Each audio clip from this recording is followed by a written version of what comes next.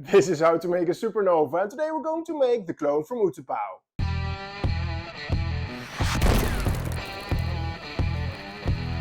My friends, good to have you back.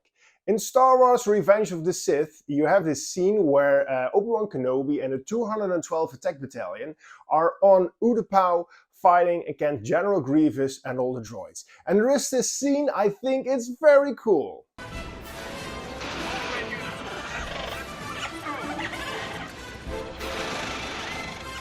And this scene inspired me to build this, so let's get going. I 3D printed this scrap droid, and if you want to know more about the model, the link to the STL is in the video description. Firstly, I'm going to primer the scrap droid with some black surface primer from Vallejo.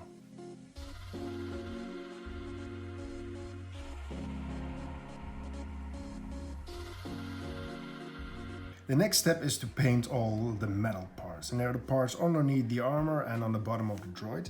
And to do that, I'm going to use some steel model air from Vallejo. This stuff is actually meant for your airbrush, but I'm going to use my normal brush for it. I really love this paint. It gives you this very smooth layer of metallics. Really, you should give it a try.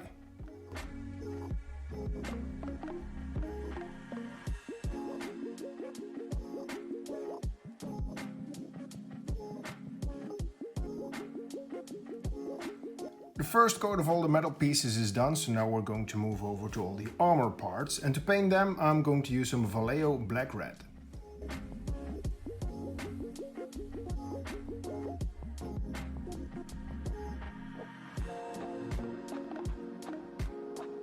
The black red base coat of the armor is done, so now we're going to move over to the next part. The second coat of armor will be a mix of Vallejo Black Red and Citadel's Troll Slayer Orange. It will be 1 part black red and 2 parts orange. We're not going to use a brush this time, but we're going to use a sponge. I dipped it into the paint, and I'm going to dip it like this onto the model to get this texture, this paint effect.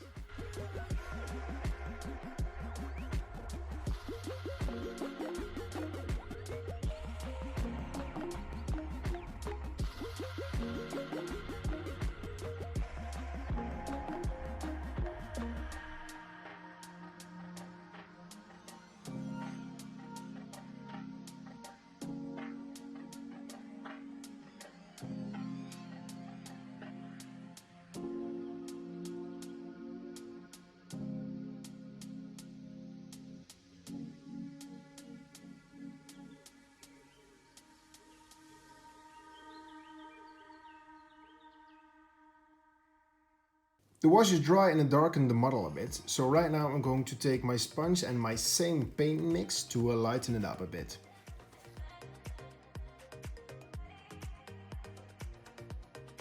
For the final layer, I'm going to mix 1 part black red and 3 parts Troll Slayer Orange.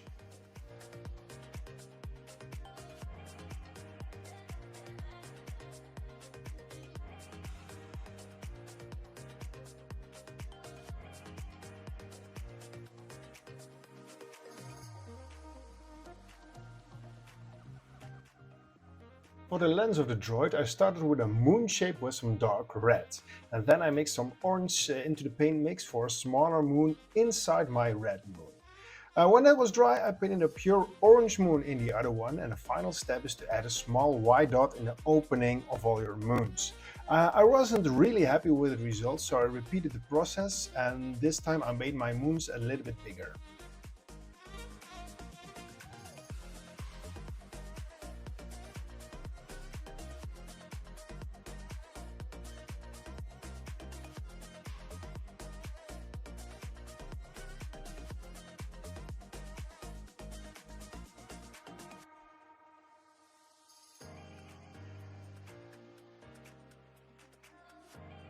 And if you like this build so far, I hope you like and subscribe, because I have a lot more cool projects I want to share with you. I printed this Clonetrooper for our project, and if you want to check out the STL files for yourself, they're in the video description. I already glued the body to the legs, and there was a little gap here, so I already filled it up with a bit of milliput. The next thing, what we're going to do, I'm going to drill out the barrel from the gun, so we have some space to work with for all the electronics. And then I'm going to cover everything with some gray surface primer.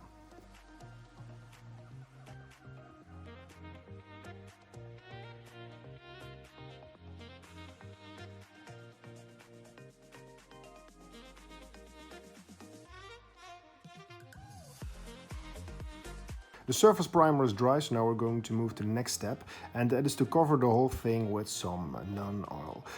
It will shade all the recesses, but also darken the model a bit. So when the non-oil is dry, I'm going to dry brush it with some Vallejo Dead White.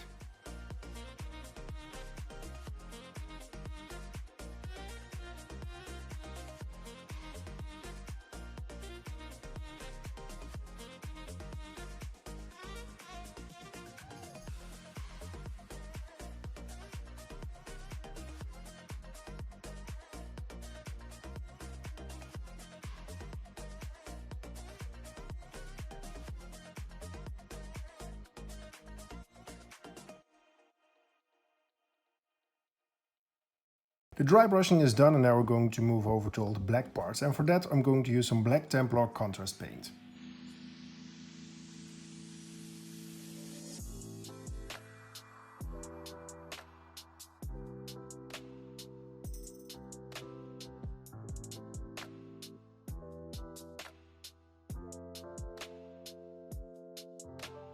And to make the markings from the 212 attack battalion, I'm going to use some Vallejo's Scruffless Brown.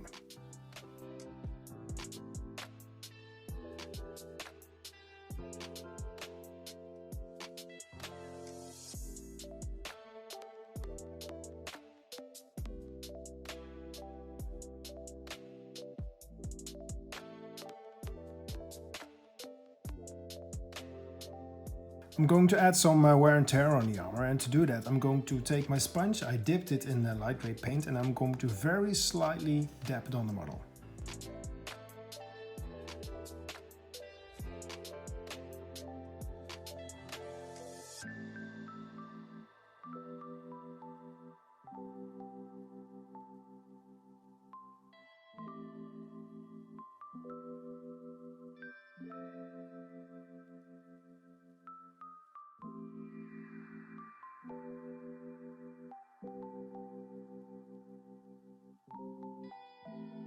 And for this build I made a simple wooden base. It's nothing fancy, it's just a wooden ring with a 3mm layer on top.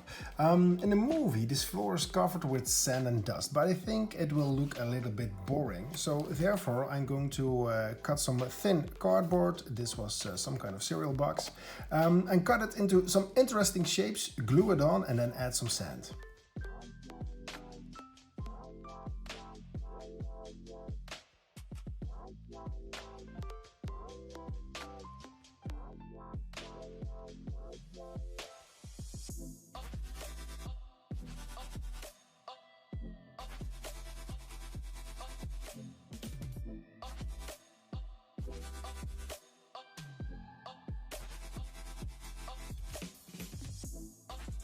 I gave the base a coat of some black primer, and now that's dry I'm going to airbrush some 1-to-1 mix of Stonewall Grey and Flat Earth.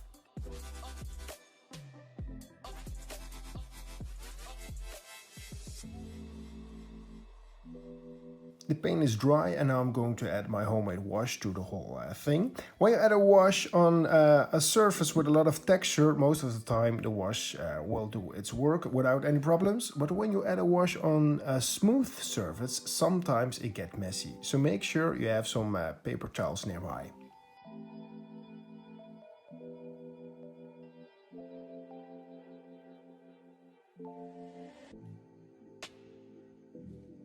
And finally I'm going to dry brush the sand with some cork brown.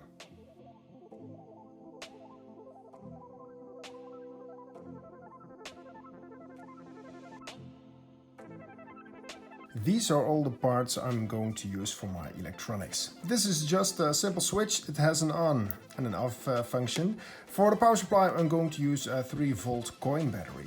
And for the lighting, I'm going to use this LED filament. A lot of time it is used in light bulbs to get this old light effect. But you can order them online and they come like this. For the cables, I'm going to use this 0.2 mil wire. It looks like a copper wire, but it has a very thin protective layer on it. And before I can use this, I need to heat up the edges before I can solder it into my electronics.